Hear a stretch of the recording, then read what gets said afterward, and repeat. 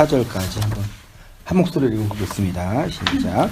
그러므로 만물이 그를 위하고 또한 그로 말미암아 우리가 많은 아들들을 이끌어 영광에 들어가게 하시는 일에 그들의 구원의 창시자를 고난을 통하여 온전하게 하심이 합당하도다. 거룩하게 하시는 이와 거룩하게 함을 입은 자들이 다 한 근원에서 난지라. 그러므로 형제라 부르시기를 부끄러워하지 아니하시고 이르시되 내가 주의 이름을 내 형제들에게 선포하고 내가 주를 교회 중에서 찬송하리라 하셨으며 또 다시 내가 그를 의지하리라 하시고 또 다시 볼지어다 나와 및 하나님께서 내게 주신 자녀라 하셨으니 자녀들은 혈과 육에 속하였으며 그도 또한 같은 모양으로 혈과 육을 함께 지니심은 죽음을 통하여 죽음의 세력을 잡은 자 곧 마귀를 멸하시며. 아멘.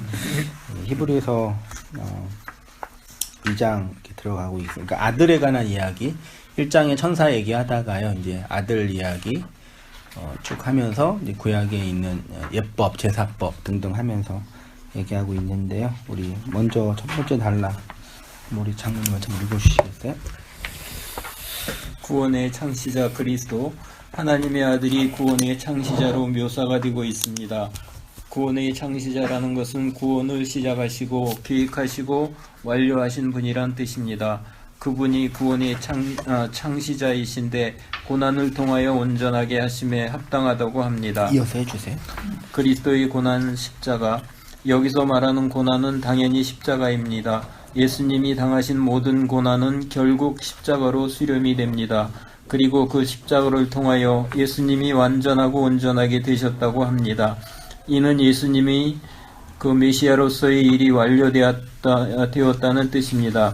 그 전에는 불완전했는데 십자가를 지심으로 완전하게 되셨다는 것이 아니라 예수님의 메시아 사역이 이 땅에 오셔서 예수님이 십자가를 지셔야 하나님의 언약이 온전하게 성취되니까 십자가를 지심으로 예수님의 메시아 사역이 완료되었다는 것입니다. 그러니까 구원은 예수님의 십자가에서 시작되어 십자가로 완료되는 것이지 거기에 인간의 어떤 존재나 행위가 보태지는 것이 아니라는 것입니다. 네. 그래서 거룩하게 하시는 이와 거룩하게 함을 입은 자들이 한 근원에서 났다. 이렇게 한 근원이 헤이스 에크인데 하나님께서 에크가 떨어져 나오다라는 전치사라 그랬죠. 하나에서 헤이스 하나에서 에크 나오다. 거룩하게 하시는 이는 그리스도이고 거룩하게 입은 자는 그리스도를 통해서 하나님에게서 나온 교회입니다. 원래는 없음이고 먼지인 우리가 그리스도를 통해 예수의 죽음을 통해 예수의 머리에 접붙여서 또 다른 예수가 되었다는 뜻입니다. 다른 말로 그리스도의 머리에 접붙여진 지체가 되었다. 그 다음 우리 집사님 읽어주세요. 그래서 구원이란 한 몸으로 예수로 구원받는 것이지 우리 각자가 따로따로 서로의 그 각자의 됨됨이를 갖추어서 구원에 도달하는 것이 아닙니다. 그래서 성도의 구원 경험은 우리의 개별적 주체가 교회의 보편성에 함몰되는 경험을 하게 되는 것입니다. 이는 우리의 개별성이 삭제되는 것인가 동시에 교회의 보편성으로 함몰되는 것입니다. 예, 여기 두 분 다시 한번 보면은요, 구원은 이제 흔히 이제 일반적으로 다 우리가 이해하고 있는 것처럼 그리스도와의 연합이라고 하죠. 예, 어떻게 구원받냐? 흔히 믿음으로 구원받고 확신으로 구원받는다라는 그런 일반적인 얘기의 결국 핵심은 그리스도와 하나 되는 거죠. 그쵸? 예, 그럼 이제 하나됨의 내용이 뭐냐? 그게 이제 그 연합이고 하나됨인데, 그게 이제 그 안에 성도가 경험하는 구원의 내용들이 있는데, 그게 이제 제가 어떻게 표현하냐면, 내가 그리스도와 하나가 됐으니까 나라는 존재와 주체의 개별성, 주체성들이 그 하나됨으로 말미암아 어떻게 되겠어요? 삭제. 그렇죠. 그러니까 제 표현으로 이게 삭제. 그러니까 또 다른 표현으로 등등이 있겠죠. 그러니까 그 하나됨의 내용은 개별적인 두 존재가 있는데 하나가 됐다는 얘기는 어떤 식으로 그 나의 개별성이 이제 깨트려지는 거겠죠. 그러면 깨트려지는 내용이 이제 뭐냐? 다양한 고난이기도 하고, 혹은 자기 부인이기도 하고, 십자가 지는 거라고도 하고, 인생에서 하나님의 주권 안에서 그 섭리 속에서 이끌려가는 것이라고도 하는 거죠. 요는 그거죠.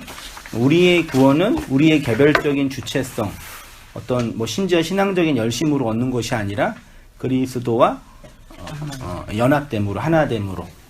그럼 그 하나됨의 핵심에는 나의 개별성들이 이제 삭제되는 거죠. 그럼 이제 역사 속의 성도들은 반드시 어떤 경험을 하겠어요? 네, 그 죽음의, 그걸 표현이 이렇게 하는 건데, 어쨌든 개별적인 주체성이 삭제되는 경험들을 하는 거죠. 그게 맞죠? 네, 우리 신앙 경험 속에서 그런 경험 신앙이 아니더라도 태어난 인간은 반드시 어디를 향해 가고 있는 거예요? 죽음을 향해 가고 있잖아요. 어느 누구도 여기에서 자유로울 수 없고, 단지 열심히 노력하거나 능력이 있어서 더 많은 자본이랑 재화랑 건강과 이런 것들을 누릴 수 있는 분이 있는가 하면, 어떤 분들은 그게 안 돼가지고 가난하거나 힘들 수는 있겠지만 결국 그렇게 죽음을 함몰되는 거죠. 고난이 필연적으로 오는 거고, 우리의 개인적인 주체성들이 삭제되는 거고. 그렇죠. 그래서 나이 들으면 들을수록, 인생을 사시면 사실수록 선배님들의 고백이 내 인생이 내 맘대로 되세요, 박지사님. 지금 50대에 엄청 많은 고난이 많아가지고 50대요. 60대는 좀 편하시겠네요, 여러분요. 그런 소망을 갖고 살죠. 보통 통일 법칙이 있대요. 좀 젊었을 때 좀. 50대 50대 지금 너무 많이 힘든 일이 많았어. 그렇죠. 또 얘기하면 또 길겠지만. 터널 엄청 길어요 지금. 밤도 길고 터널도 길고. 좀 빛은 좀 보이시나? 끝은 몇 미터? 아니에요. 몇 미터 앞에 두고 지금 있어요. 양지사님 개인적인 어떤 인생뿐만 아니라 보편적인 다 그렇게 있는 거죠. 내 인생이 내 마음대로 안 된다라는 그 말 자체로 결국은 우리의 주체성과 개별성들이 삭제되는 경험을 하는 거잖아요. 우선 그 삭제. 네. 그냥 그 보통 부부 사이도 네. 있는 그대로 그냥 한 자아로서 그냥 인정해주자, 존중해주자 네. 그런 얘기도 있잖아요. 네. 인정해주면 안 됩니까 그냥? 하나님께서. 사시면서 왜 나한테 그러세요? 아니 하나님께서. 하나님 아니잖아. 하나님께서. 하나님께서, 예. 아. 맨날 모르지, 삭제만 이제 너무 많이 들어가지고.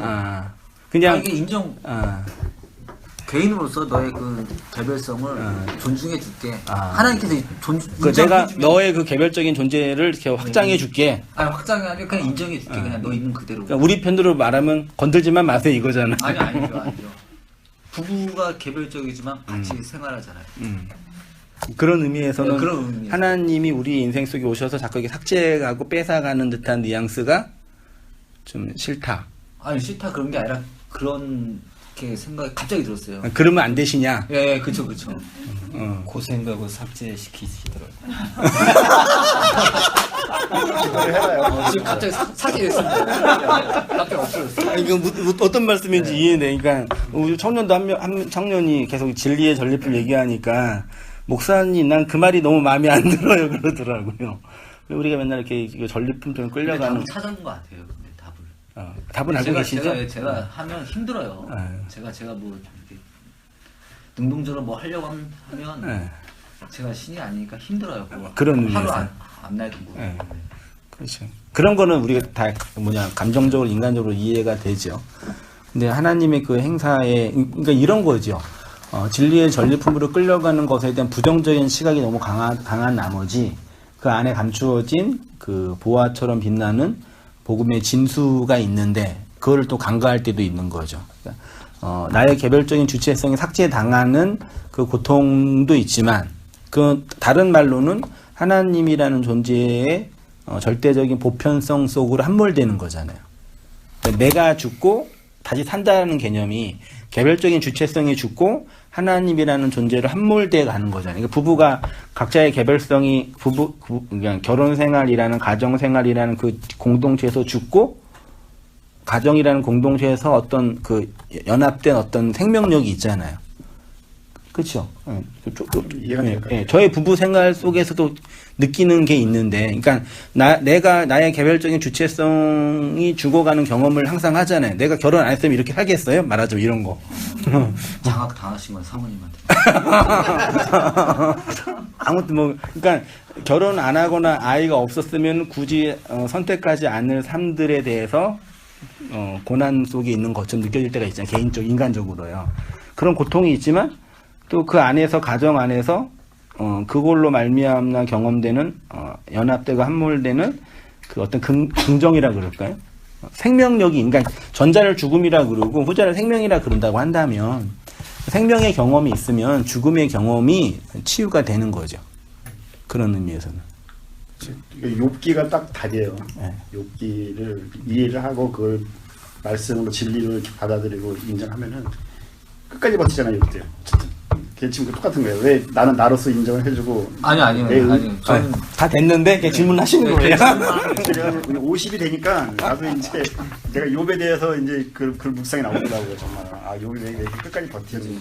마지막 복이 중요한 게 아니라 이건 연합, 함몰, 뭐 삭제 이게 다 막 그 욥에 다 들어가 있더라고요. 욥의 1생 읽으면은 결국은 욥이 결국은 다 포기하잖아요. 그러니까 이제 쌤 마지막에 죽음입니다. 그것 때문에 그걸 보고 했는지 모르겠지만 욥은 그걸 안 보고 했거든요. 아니, 뭐 어쨌든 하나 되는 게 되게 중요한 것 같아요. 연합에서 네. 하나로 가는 게. 그러니까 그 신학적인 용어가 이제 뭐 삭제, 죽음 이런 식의 용어가 이제 좀 생소한 용어이기 때문에 낯선 부분이 있긴 있어요. 근데 그런 용어는 그냥 설명하기 위한 기재니까 필요한 부분이 있으니까 아무튼 그렇게 이해하시면 좋겠고요. 쉽게 말해서 교회는 교회의 개별적 행동으로 구원 받는 것이 아니라 그리스도와의 연합으로 그리스도와 연합됨으로 구원 받는 거죠. 그래서 이제 한국교회 보편교회 구원론의 오류는 그리스도의 연합이라는 구원론의 교리는 얘기하는데 실제로 그 내용에 들어가서 성도의 개별적인 주체성이 삭제되는 소위 말해 자기 부인과 자기 깨어짐의 내용들에 대한 이해나 해석이 없는 거죠. 그냥 예수 믿고 잘 되고 싶고 어려운 일 안 당하고 싶은 인간의 보편적인 이 욕망이 그대로 이렇게 깔려 있는 게 오늘날 보편교회의 현실이고 거기에서 아까 우리가 잠깐 나누었던 목회자의 어떤 그런 잘못된 방식의 목회, 목양이나 교회 운영에 등등이 나타나는 현상에 불과한 거죠. 예수님이 이렇게 표현하셨죠. 요한복음 15장 1절 집단 읽으셨죠? 네. 민영할지. 나는 참 포도나무요 내 아버지는 농부라. 물은 내게 붙어있어 열매를 맺지 아니하는 가지는 아버지께서 그것을 제거해 버리시고 물은 열매를 맺는 가지는 더 열매를 맺게 하려 하여 그것을 깨끗하게 하시느니라. 너희는 내가 일러준 말로 이미 깨끗하여졌으니 내 안에 거하라. 나도 너희 안에 거하리라. 가지가 포도나무에 붙어있지 아니하면 스스로 열매를 맺을 수 없음같이 너희도 내 안에 있지 아니하면 그러하리라. 나는 포도나무요 너희는 가지라. 그가 내 안에 내가 그 안에 거하면 사람이 열매를 많이 맺나니 나를 떠나서는 너희가 아무것도 할 수 없습니다. 밑에서 읽어주세요. 2절을 보시면 열매를 맺는 가지는 더 열매를 맺게 하려 하여 그것을 깨끗하게 한다고 합니다. 깨끗게 한다는 것은 거룩하게 만든다는 뜻이며 의롭게 만든다는 뜻입니다. 그런데 3절을 보면 너희는 말씀으로 이미 깨끗하여졌다 라고 합니다. 그리고 그렇게 깨끗하여진 자들은 반드시 열매를 맺게 된다고 합니다. 그러면 하나님 우리에게 요구하시는 열매가 무엇입니까? 네. 그 다음 권사님이시죠. 하나님의 찬송이 되게 하는 것, 창세전 언어의 궁극적 목적이 무엇입니까? 에베소서 1장에서는 하나님의 찬송이 되게 하는 것이 하나님의 궁극적 목적입니다. 여기서 말하는 찬송은 하나님이 우리에게 행하신 일에 대한 찬송으로 고백이라고 합니다. 우리의 개별적 주체성이 삭제되어 그리스도의 교회의 보편성 속으로 함몰되는 것, 하나님은 이런 분이시구나를 하나님을 알게 될 자의 고백인 것입니다. 네, 그래서 이미 깨끗하게 한 가지들은 그 열매를 반드시 맺게 되는데 반대로 가지에서 잘라버리는 자들은 어떤 자들이냐면 열매를 맺지 못하는 가지라고 합니다. 다른 말로 그리스도의 보편성 속으로 함몰되지 않아 자신의 개별성으로 살아가는 자들이라고 표현할 수 있겠어요. 그러니까 하나님의 은혜가 아니면 도저히 존재할 수 없는 자입니다. 이러한 고백의 열매가 맺혀지지 않는 자들은 누구이겠습니까? 하나님과 전혀 상관없는 자들이 아니라 하나님의 은혜에 자신의 의를 덧붙이려는 자들이 바로 잘려지는 가지입니다. 쉽게 말해 인간의 의에 하나님의 의가 덧입혀짐으로 구원받는다고 생각하는 자, 요렇게 말하는 구원론을 정통 보편적인 교회, 소위 말해 칼빈주의 교회에서는 이렇게 말하는 구원론을 펠라기우스 그리고 웨슬리안 신학을 공부한 신학생이 있는데 신학은 잘 몰랐죠. 네. 웨슬리안이 펠라기우스적인 알미니안이잖아요. 근데 그래서 심지어 그 칼빈주의 계열의 장로교 목사들이나 신학교 교수들이 웨슬리안을 이단이라고 웃긴 일이죠. 그 인간의 행위를 되게 강조한다는 측면에서 어쩐지 귀 안 들었다. 저도 그 강연을 들었는데 그 진짜 우리나라에서 신학교 선생님이셨으니까 탁월한 조지신학 학자예요, 진짜예요. 근데 강의를 이렇게 하는데 그 웨슬리안은 이단이라고 그러시더라고요. 그래서 뭐지? 물론 신학적으로 좀 이렇게 차이가 있고 해석하는 방식의 차이가 있을 수 있겠네. 아무튼 그런 식의 이제 부분이 있는데 요게 이제 그거예요. 인간의 의에 그러니까 하나님의 의가 덧입혀짐으로 구원받는 거죠. 제가 지지난주 한 그림 한번 그렸잖아요. 인간이 갖고 있는 그 의에 하나님이라는 존재의 힘을 얻어서 힘을 내자. 근데 신학은 이걸 이단이라고 지적하는 교회들이 자신들의 삶은 요러고 살고 있단 말이에요. 믿음의 내용은 여기에다 기복주의 붙이고 그 다음에 뭐 율법주의 붙이면 똑같아요. 우리가 갖고 있는 이거에 덧입혀지는 거잖아요. 그러니까 자기 인생이 삭제되고 해체된다라는 개념 자체에 대한 이 언어가 되게 그 낯설고 거북한 거예요. 그러니까 김동현 목사님이 이런 부분에서 아주 정확하게 선지자적인 사명을 감당하신 거죠. 이건 아니다라고 정확하게 그 지적하고 또 거기에 대한 또 이제 비난과 공격도 많이 받으신 거겠죠. 그 제가 청년 때 사역할 때 하도 그 이제 기복적인 교회니까 청년부 애들 어른들한테는 못하고 어른들한테는 이렇게 했죠. 청년들한테는 하나님이 여러분의 인생의 행복에 관심이 있는 것 같니? 그러니까 청년들의 기도는 두 가지뿐이 없잖아요. 그 직장이 있는 청년들은 배우자. 요 두 가지뿐이 없어요. 얘네들은요. 요거 가지만 항상 살아요. 열심히 봉사하고 나름대로 애쓰고. 그래서 애쓰는 청년들한테 하나님은 여러분의 인생 행복에 관심이 전혀 없어요. 그러니까 이제 되게 그 당황스럽고 나중에는 막 자기 아빠 장모님한테 이르고 목사님이 그랬는데 우리 행복에 관심이 없다 그랬대 막 그러고 그랬죠. 물론 이제 그게 다 맞는 얘기는 아니죠. 내가 이제 던진 거죠. 그냥 좀 충격을 받으라고. 그 어른들한테는 어떻게 했었냐면 갯골이 땅에 3년 묻어도 황보가 되지 않습니다. 어른들한테. 그러니까 기분이 좋으시게 나쁘시겠어요. 그러니까 되게 완곡하게 청년부 목사가 완곡하게 설교한 거죠. 성도님들은 황보가 아니라 갯골이이십니다. 여기에서 3년 동안 아무리 이렇게 애써도 변하지 않아요. 얼마나 기분 나쁘겠어요. 나중에 담임 목사님 불러가지고 한 목사 그렇게 설교하지 마. 그러시더라고요. 네가 뭔데 어른들 애쓰고 있는데 그런 애씀을 무시하냐. 나는 예수님의 의가 필요합니다라는 그 복음을 전하고 싶어서 한 얘기인데 못됐죠. 저도 그때 그렇게 얘기해서 기분 나쁘셨는데 근데 문제는 기분 나쁘면 좋아요.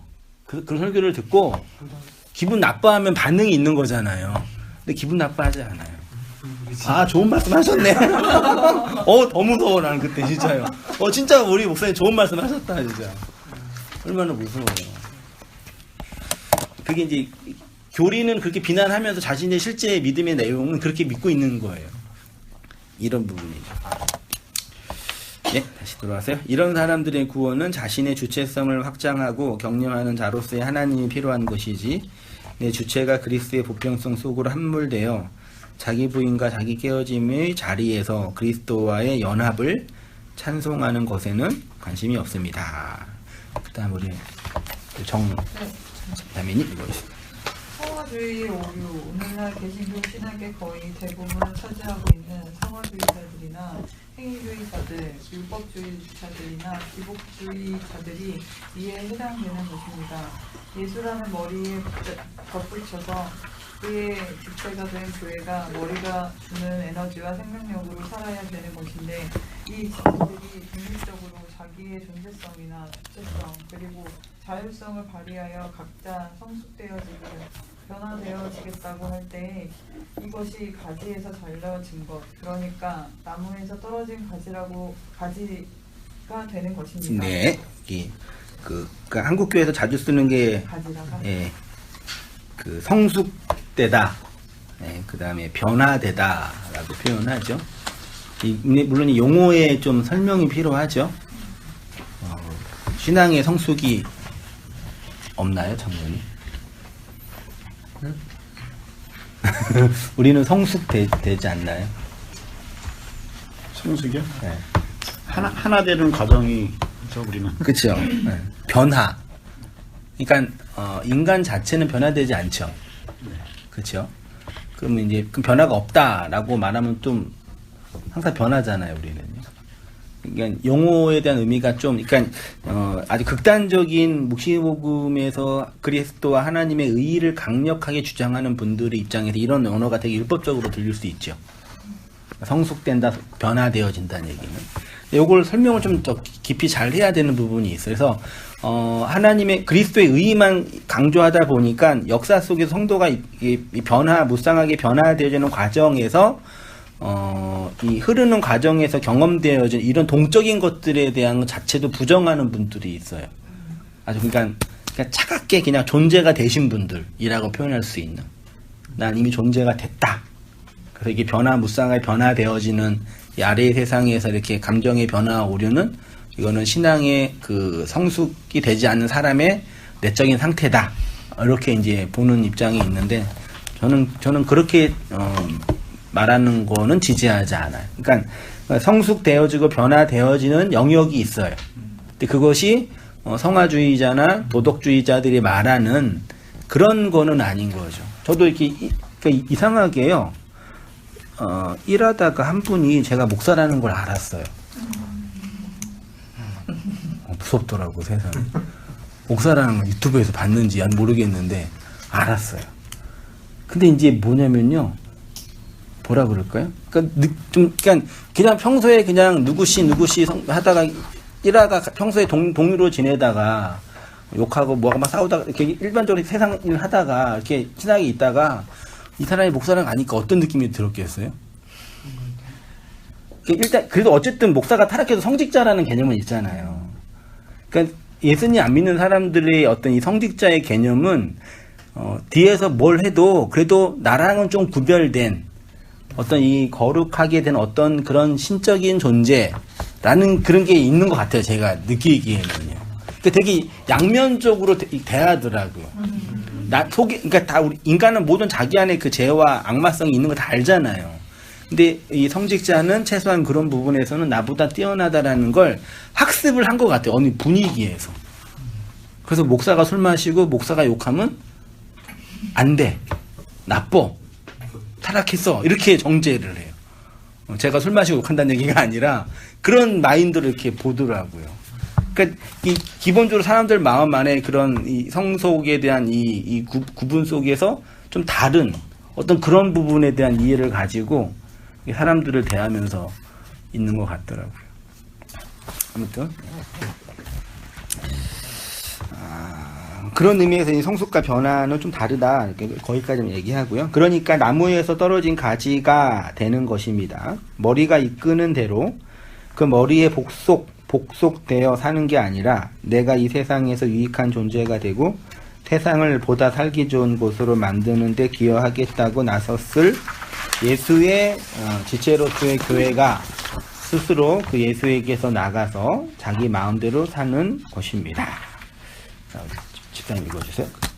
그러니까 요한복음 15장에서 열매를 못 맺는 가지는 스스로 예수에게서 떨어져 나가는 자들입니다. 아니 떨어져 나가는 것이 아니라 아예 붙어있지 않았던 자들입니다. 그러니까 이런 인간들의 특징은 스스로 자기 존재성과 주체성을 챙기는 것입니다. 그래서 하나님이 그런 가지는 존재하지 못하게 당연히 태워야 천국, 하나님의 나라, 메시아 왕국이 완료되는 것입니다.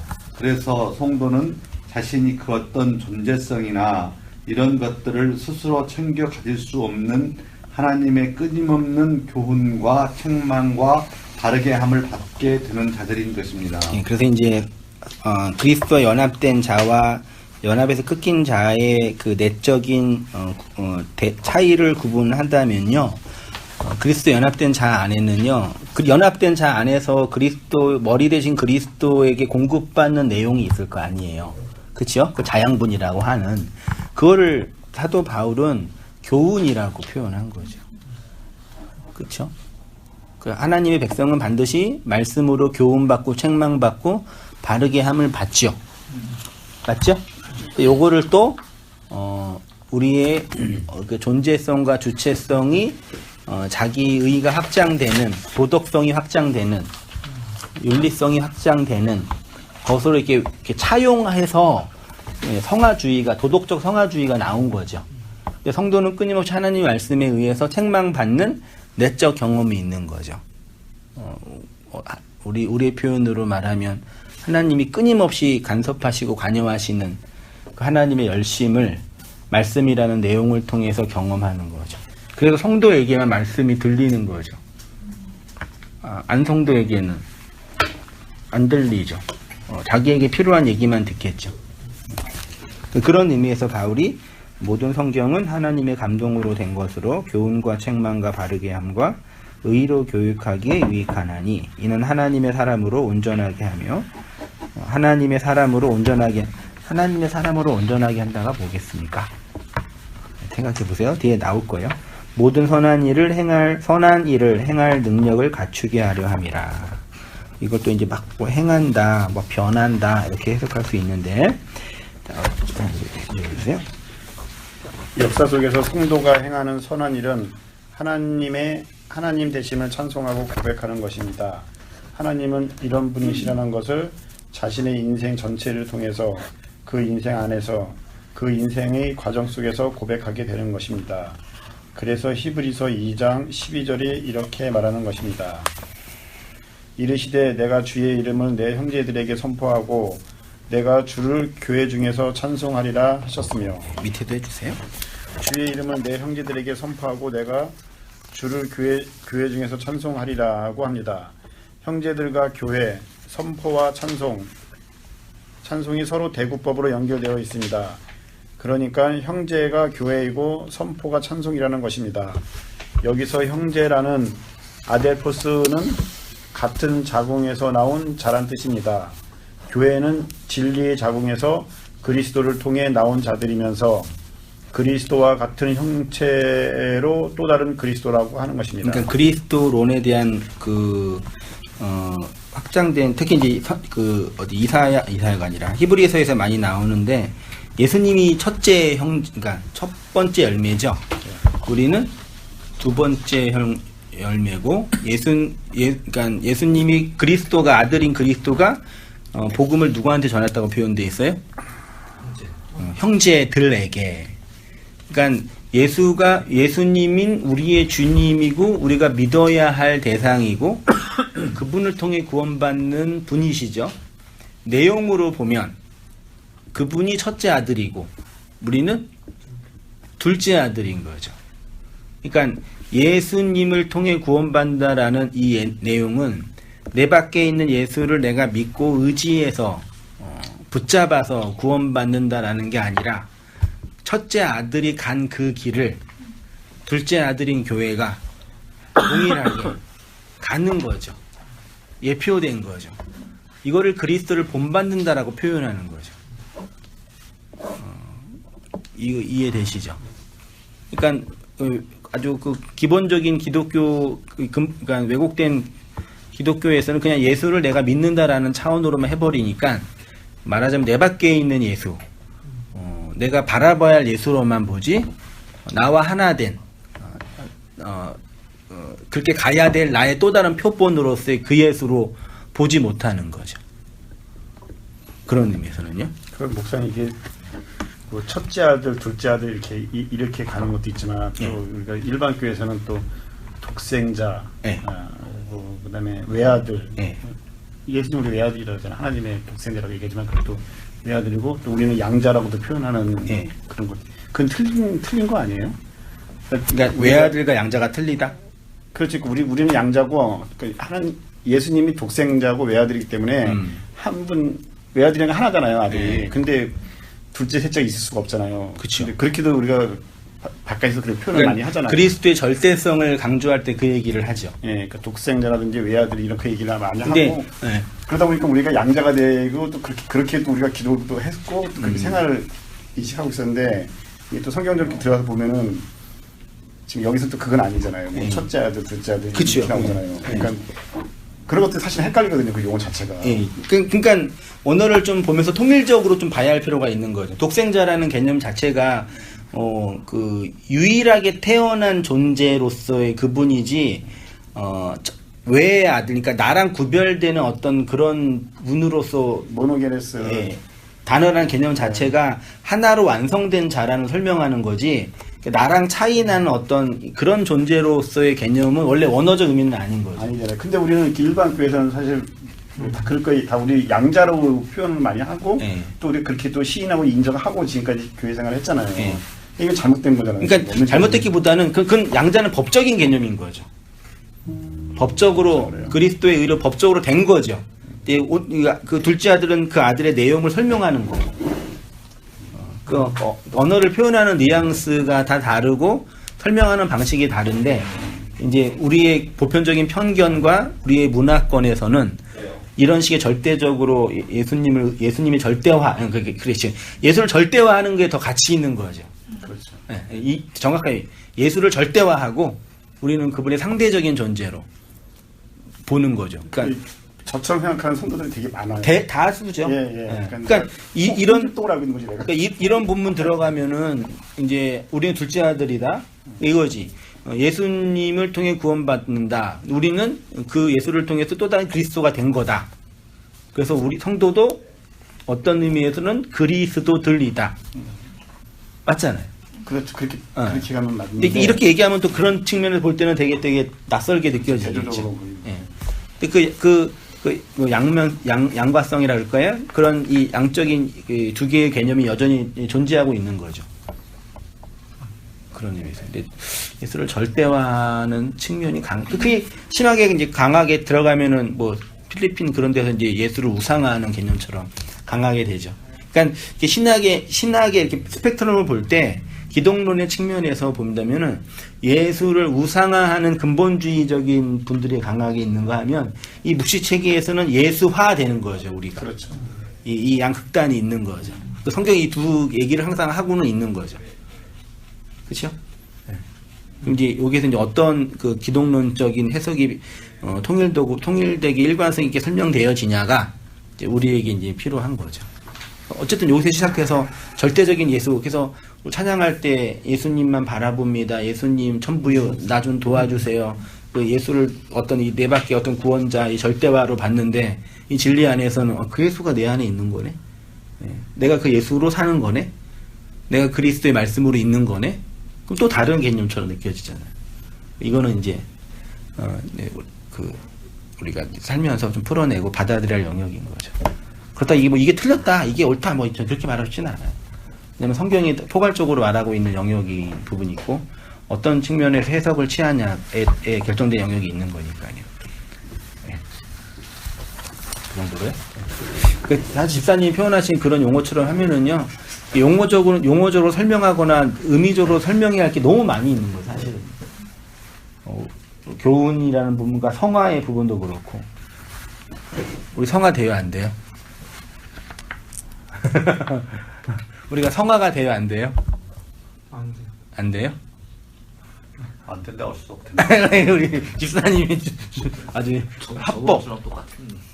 아니 사실이잖아요. 우리가 이제 윤리적으로나 도덕적으로는 상화가 안 되지만 주님이 내 안에 오셔가지고 나를 죽여가고 변화시켜가는데. 그렇죠. 그러려면 성화가 되는 거죠. 되는 거지. 그러니까 근데 이제 지금 말하는 성화는 도덕적인 성화죠. 도덕 윤리 그거. 근데 지금 집사님 말하는 건 도덕 윤리가 아니잖아요. 그치.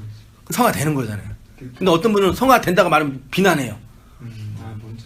이런 측면이 이해하는 거니까. 그럼 우리가 도덕적으로 변하는, 그러니까 같은 단어인데 다른 말 쓰는 거예요. 이게 되게 무서워요. 같은 단어인데 다른 의미로 사용되는 거예요.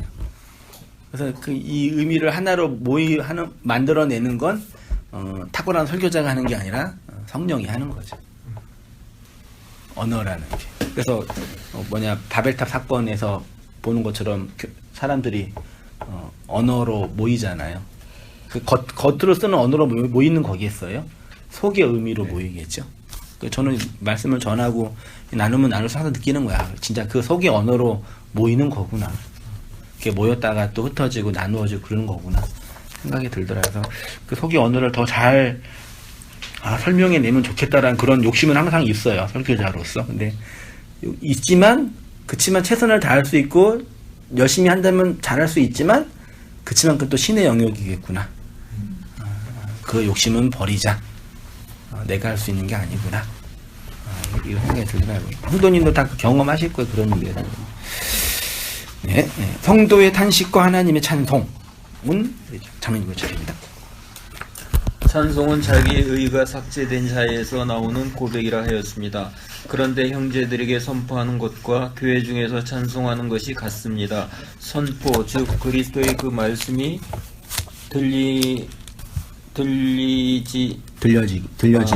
들려지는 그 속에서 자기 의가 삭제되고 그 삭제가 곧 찬송이 되는 것입니다.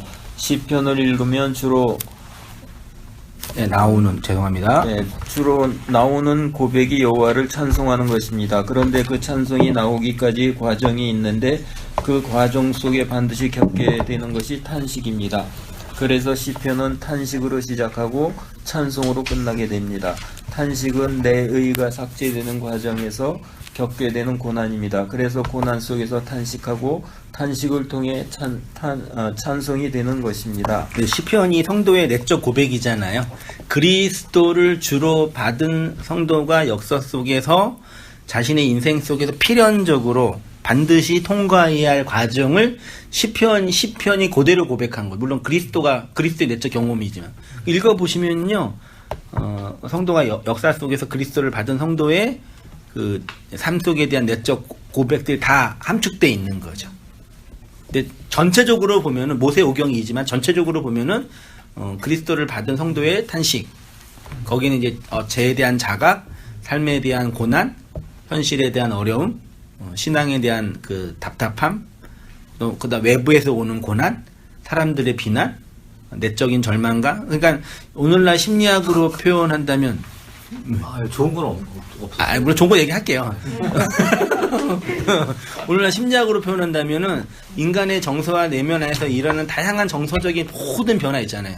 고통, 슬픔, 눈물, 아픔, 기쁨, 그 모든 정서가 다 이렇게 되어 있어요. 그래서 신적인 어떤 초월적인 경전으로서의 책도 아름답지만 그냥 인간이 역사 속에서 볼 수 있는 우리의 내면을 설명할 수 있는 그런 아름다운 인문학 책이기도 해. 정말 시편은요. 그냥 이렇게 읽어도 그냥 해석 안 하고 그냥 읽어도, 예. 근데 우리가 워낙 왜곡된 방식을 읽었으니까 그렇게 탄식이 시작돼요. 그런데 이제 그 탄식 속에서 뭘 경험해요? 그리스도와 싸우고 그리스도를 경험하고 하나님이 날 이기시고 말씀 속에서 다루시는 하나님의 행하심을 막 보고 나서 나중에 뭐예요? 뭐 한다고 집사님? 찬송. 하나님 이렇게 행하셨군요. 우리 인생 전체가 이렇게 담겨져 있는 거죠. 그 찬송으로 끝나요. 그게 이제 시편의 큰 기둥이죠.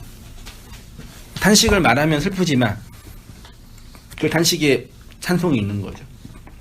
고백이 있는 거고 내용이 있는 거죠. 그리고 그 시편을 역사 속으로 경험한 한 사람을 우리 집사님이 아까 말씀한 욥인 거죠. 시편은 내적 경험이고요.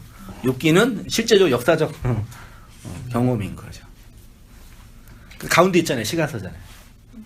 그래서 사실 시가서만 잘 읽으면 사실 그리스도의 복음의 본질을 깨달은 거죠. 우리 시가서 잘 못 읽어요, 사실은요. 특히 이제 욥기는 그러니까 원래 성경에 맨 처음 기록된 책이 욥기잖아요. 이게 기독교거든요, 사실은. 성경 경전이 맨 앞에 있는 제일 먼저 기록된 책이 욥기예요. 근데 오늘날 전 세계 기독교는 욥기는 거의 제가 볼 때는 99% 이해 못하고 있는 거죠. 그러니까 어떤 신학적인 해석이나 어떤 그 인문학적인 어떤 설명을 못하는 게 아니라 신학적 관점 자체가 일그러져 있는 거예요. 그 해석의 위치가 이 반대편에 돼 있으니까 욥기 자체가요. 요걸 해석 못 해요. 그러니까 묵시복음 들어와서 이 복음적인 이해가 깊어지면 욥기가 해석되어지는 거예요. 집사님이 다 하셨네요, 오늘. 다 해서 저 이거 아닌데요. 욥기가 이해되신다 그러잖아요. 아니 그냥 조금 이제 그러니까 그 이해된다는 얘기가 단지 신학적으로 뭐 이게 아니라 하나님이 욥을 이렇게 다루시고 고통을 주시고 그 속에서 이렇게 하나님의 그 침략 속에서 죽어가는 욥의 내용들이 어떤 의미인지가 그렇죠. 집사님 인생 속에서 이렇게 네, 제가 이제 조금 이제 그런 보이는 게 왜냐면 어쨌든 이게 묵시복음에서 보이는 욥을 의롭다고 처음에 얘기를 했잖아요. 네. 그리고 뭐 완전하다고 얘기했고, 근데 그리고 실제로 처음에 시련이 올 때는 굉장히 의롭게 했다가 나중에 가서는 진짜 내 의가 네. 벗겨진다랄까 내 몸이 벗겨질 그 순간에는 대들잖아요. 네. 그래서 끝에는 또 항목하고. 네. 그게 이제 우리 인생에서도 그런 과정이 있고 저는 이제 50대에 그게 좀 심하게 온 것 같아요. 또 실제적으로도 이제 어떤 환경적으로도 예, 그래서 내가 이걸 보면서 이렇구나. 그러니까 우리는 내 의가 결국은 하나님한테 함몰되고 하나가 되고 연합되고 결국은 그렇게 해서 이제 하나님이 건져내는 거잖아요. 그치. 아까 포도나무 가지도 그거잖아요, 사실은요. 포도나무에서도 이렇게 열매 맺는 게 그게 열매라는 거죠. 그렇죠.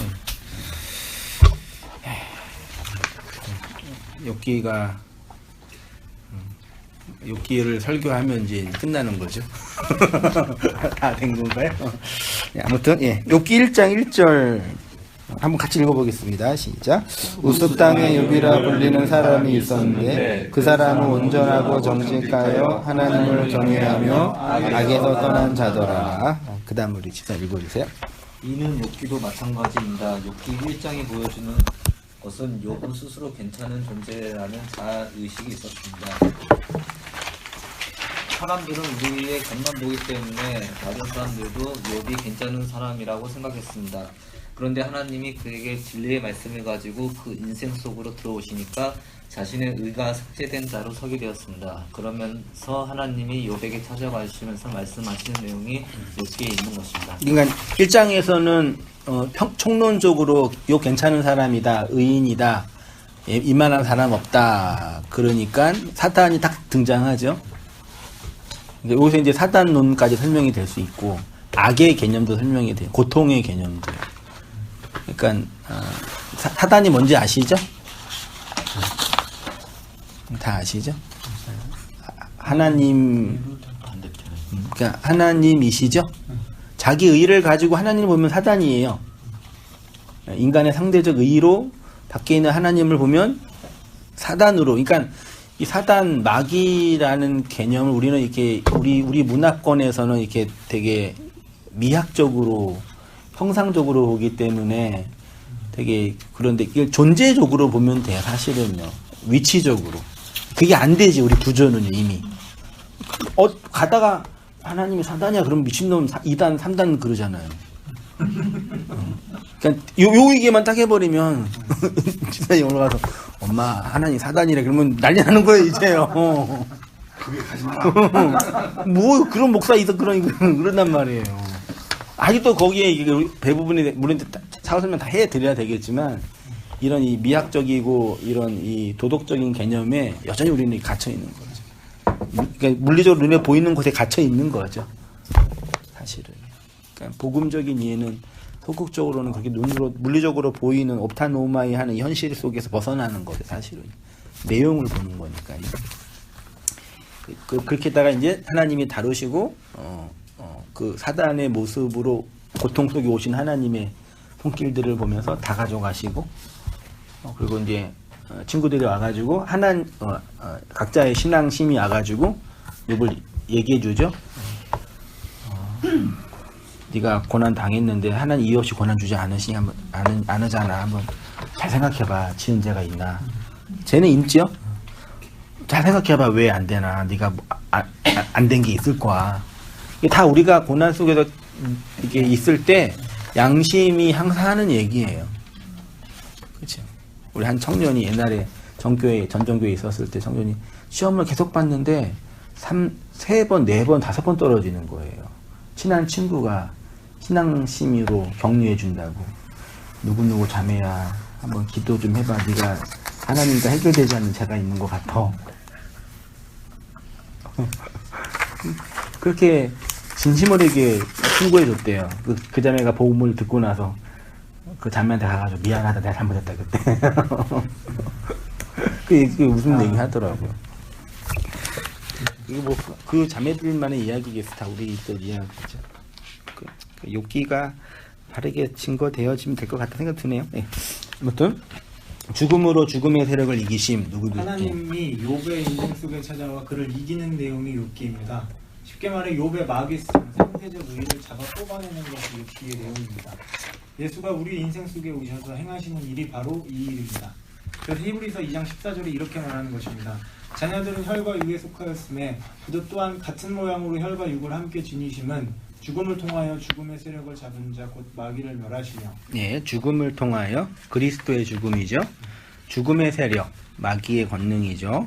요걸 멸하시려고 죽으셨대요. 이 율법의 세상에서 죽음의 권능, 죽음의 능력을 가지고 있는 자가 마귀입니다. 마귀는 미학적으로나 윤리로 도덕적으로 해석하면 오늘날 대중들이 이해하는 그런 마귀가 됩니다. 그러나 성경이 말하는 마귀는 존재론적인, 쉽게 말해 하나님을 대적하고 하나님 반대편에 존재하는 자를 마귀, 그걸 악, 죄. 성경에 뿔난 마귀 있나요?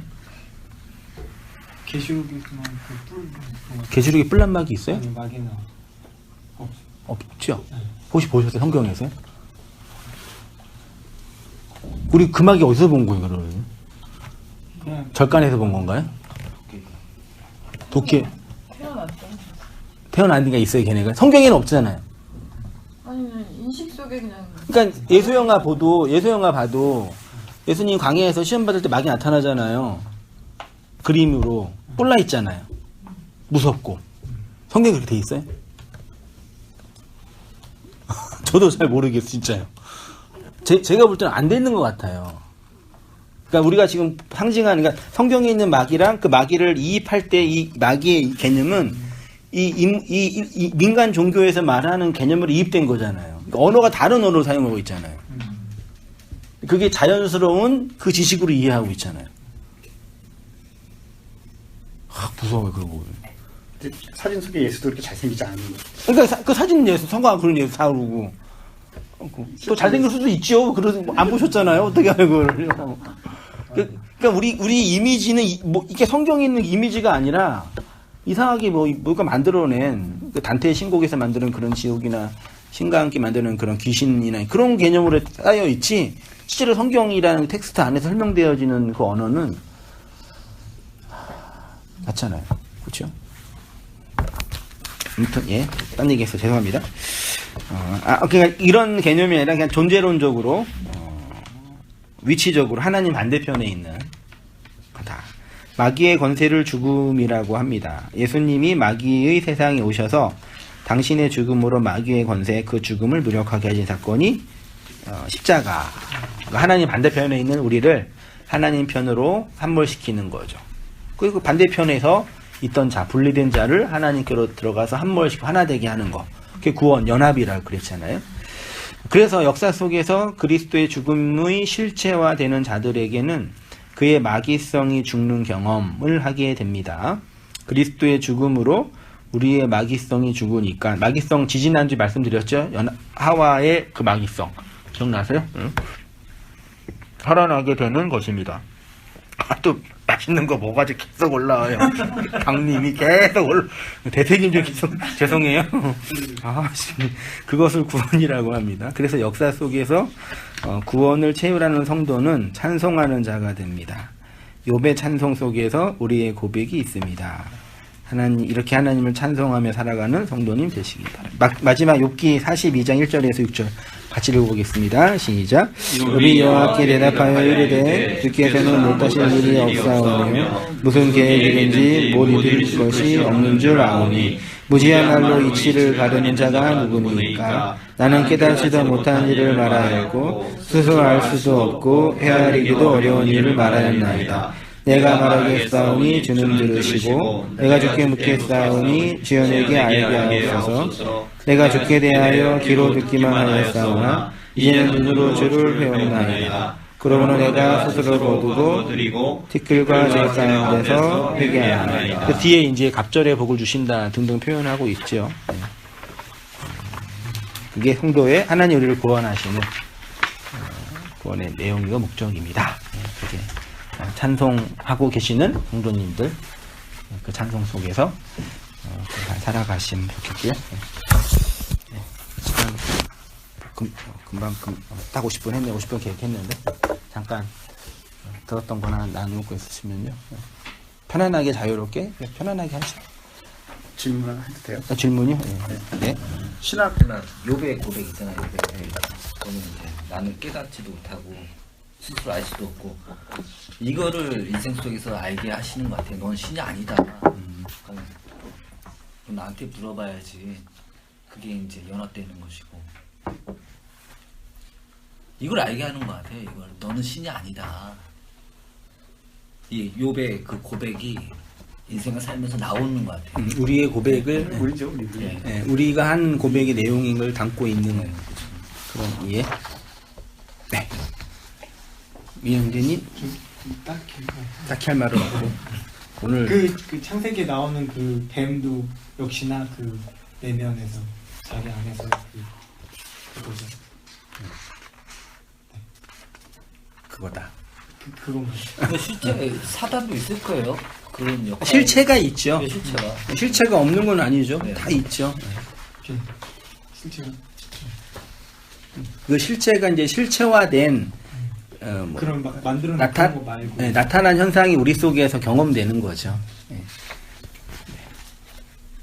우리 저 같은 경우는 오늘 말씀 말고 그냥 말씀을 듣게 되면 내가 가지고 있는 언어라는 집에서 네. 이렇게 나오게 되는 것 같아요. 근데 목사님이 조금 전에 마귀가 뿔이 있나 뭐 이런 거잖아. 원하든 원하지 않든 뭐 정해진 세상에 태어난 거죠.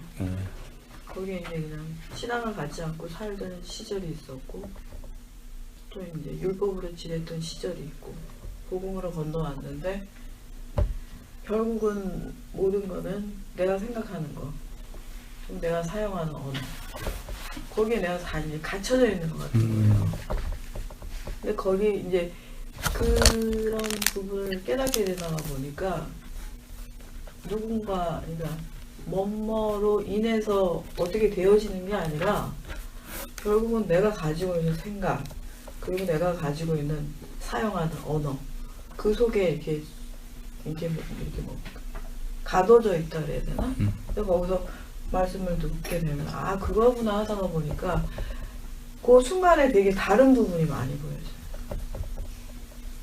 그래서 그런 것들을 좀 많이 느끼게 되죠. 제가 이제 지나왔던 어떤 시간들도 있고 아까 얘기하듯이 내가 생각하는 대로 끌어당긴다고 하셨잖아요. 어떻게 보면 하나님 내가 나의 생각으로 끌어당기는 게 사탄이라고 하듯이 결국은 그렇게 되어 있지 않는 거는 바깥으로 끄집어내서 보게 하시고 또 내 안에 되어진 것으로 다시 보이지 않는 부분을 알게 되고 이런 거. 그게 계속 반복되는 거. 그러니까 누구를 뭐라고 할 것도 없어. 뭐 인정이 되고 인정이 안 돼 이게 아니라 왜냐면 나를 그렇게 보기에 급급하거든요. 그러니까 누군가에게 어떤 시선이 가기 전에 방향이, 그러니까 말씀의 방향이 그냥 다 나를 향해 있는 거. 그게 조금 달라진 어떤 상황들이에요.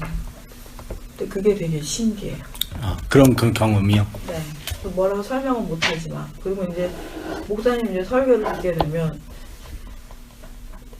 목사님 삶이 다르고 제 삶이 다르니까 근데 얘기하는 거 나랑 되게 비슷한 부분도 많이 느껴요. 내 얘기를 하고 있으시다. 목사님 말씀을 하실 때 근데 이제 사람을 좇아서 얘기를 할 때는 대화가 안 되니까 답답해. 근데 이제 말씀을 듣게 되면은 결국 그렇구나.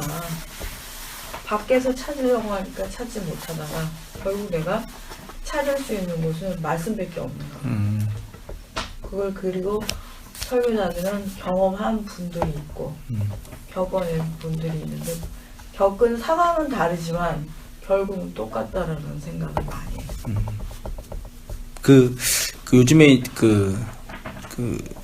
제가 일을 해도 항상 설교자라는 그 존재적인 그 직업이라 그러면 좀 그렇지만 항상 그렇게 묵상하고 또 시간 날 때마다 또 공부하거든요. 일할 중간에도 텀 있으면 또 책 보고 공부하고 언어 공부하고 설교 듣고 하는데 그래서 막 이전에는 막 그 어떤 사명, 그죠? 뭐 교회를 하고 하나님 나라를 위해서 막 그 하고 그 수천 년 저도 주의적인 어떤 신앙에서 시작된 거니까요. 그런 어떤 이런 그 사명 의식, 그러니까 개척도 한 거겠죠.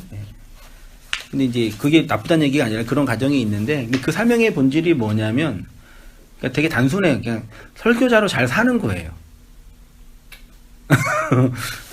그러니까 음악을 잘하는 노래를 잘하는 가수들의 노래를 들으면 어떤 가수는 막 기교로 막 하면 현란하게 하는데도 마음이 안 다가오는데 어떤 가수는 그 사람의 그 음악적 재능을 그대로 이렇게 표현하는 거죠. 근데 그게 내 마음에 울리거든요. 왜냐하면 그 사람이 경험한 내용이 내 안에 있으니까. 그 세상 노래도 그 정도인데 하나님이 내 인생 속에서 이렇게 다루시고 인도하시는 다 있잖아요. 저는 단지 신학이라는 그 일을 하고 직업으로 하는 어떤 위치가 돼서 일을 하고는 있지만 그걸 다 거두절미하고 나라는 존재로 살아가는 과정이 있는데 그런 과정에서 그냥 하나님이 말씀하시고 이끄시는 내용을 잘 살고 또 잘 분석하고 그 언어로 잘 담고 저는 일을 하는 거니까 그게 설교자의 가장 중요한 어떤 일이겠구나 그런 생각이 많이 들었어요. 근데 그 권사님도 그 표현이거든요. 하나님 말씀을 온다는 얘기가 지금 그러죠. 언어라는 이 틀에서 나오게 한다는 개념이 그 말로 이끌어 가시는 거니까. 그렇게 그래서 내 인생을 다루시지만 또 그렇게 말로 전체를 다루시는 어떤 교회론적인 통일성을 많이 들으지만 각자의 어떤 교회로서의 삶이 흘러가고 있는 거구나. 그래서 그런 의미에서도 온땅 교회도 이렇게 모여서 그 흘러가는 과정에서 모이는 거고 또 흩어질 수도 있는 거고 그러겠구나 그런 생각이 들었어요. 그게 제일 힘든 거죠, 솔직히. 그냥 일하고 딱 일하고 그냥 뭐 목회로서의 어떤 그런 일을 딱딱딱 하는 게 더 편한데 그런 존재의 부분이요. 근데 사람한테 울리는 어떤 이신전심의 마음은 그걸로만 되더라고요, 제 경험 속에서도. 네, 감사합니다. 말씀. 저는 솔직히 여기 와서 이렇게 설교를 많이 들은 건 아닌데 언니랑 이렇게 대화를 나누다가 정말 궁금했던 부분들이 있으면 언니가 이렇게 목사님 설교를 하나씩 던져주세요. 이거 들으라 던지세요. 어떻게 들으시길래? 무서워. 아까 개꼬리 그 설교도 들었는데 그게 저희 대화 내용에서 제가 궁금해하는 그거를 정말 누가 옆에서 들은 것처럼 그 설교 내용을 너무 제가 궁금해하는 걸 이렇게 설명을 여러모로 이렇게 해주시니까 되게 현실이랑 저는 그게 다르다고 생각했거든요. 그러니까 저번에도 말씀하셨듯이 이렇게 제가 사는 거랑 또 그리고 교회 다니는 거랑 말씀 듣는 거 다 별개라고 생각했는데 그게 좀 다르게 들려지고 그리고 저는 지금도 막 말씀을 듣고 그러면 이거를 내 머리로 이해를 하려고 하니까 그게 더 힘들고 이게 머릿속에 내가 이해가 안 되니까 이게 자꾸 그게 좀 힘들거든요. 그런 부분에서 이걸 듣다 보면 들릴까? 근데 저번에 말씀하실 때도 내 그릇이 이만큼인데 그만큼밖에 들을 수 없다는 거 그래서 더 이상 욕심을 좀 버리게 됐어요. 저는 여기까지인 것 같다는 생각에 그냥 체념을 하고 근데 되게 말씀 들릴 때 그 들리는 말씀들이 정말 와닿을 때가 되게 있어가지고 되게 감사히 잘 듣고 있습니다. 감사합니다. 됐어.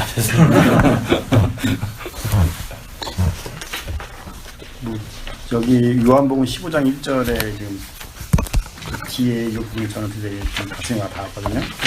마지막 5절 말씀을 보면 나를 떠나서 너희가 아무것도 할 수 없음이라. 이 말씀이 저한테 아멘? 고백? 그러니까 정말 그런 것 같아요. 내가 하나님을 떠나서는 내가 진짜 아무것도 할 수 없는데 내 자아와 내 의가 계속 싸우는 거잖아요. 지금 욥이 하나님한테 막판에 힘드니까 데리듯이 그 여기에 좀 잠깐 하면서 아까 그 욥 얘기가 잠깐 생각이 났고요. 뭔가 무슨 욥 얘기 하신 거예요? 아니 그러니까 욥을 볼 때 제가 물론 이제 대화 중에 욥 얘기를 했지만 욥에서 이게 결국 욥이 이렇게 고백하는구나. 근데 이 42장에 보니까 또 여기도 저 놀래서 원고를 미리 보셨나 하고 그랬는데 안 보셨어요? 여기도 보면은 42장에 보면은 내가 죽게 되어 귀로 듣기만 하였사오나 이제는 눈으로 주를 배움나이다. 이렇게 하잖아요. 근데 눈을 뵙고 나서 욥이 한 게 뭐냐면 회개한 거란 말이에요. 그전에는 들었다는 거죠. 그러니까 저도 사실은 뭐 기존교에서 뭐 전도주의 무슨 그런 거 있잖아요. 뭐 초청주의 이런 거 하면서 사람을 세우잖아 강단에요. 그래서 막 간증도 하게 하고요. 우리 알잖아 장면이니까. 그게 50 넘어서 이렇게 겪어보니까는. 겪어보시니까. 그러니까 제가 지난번에 목사님 때 저 청년이 어떻게 여기 와서 이 말씀 들려요? 그런 게 그런 부분에. 예, 그런 부분도 있어요, 확실히.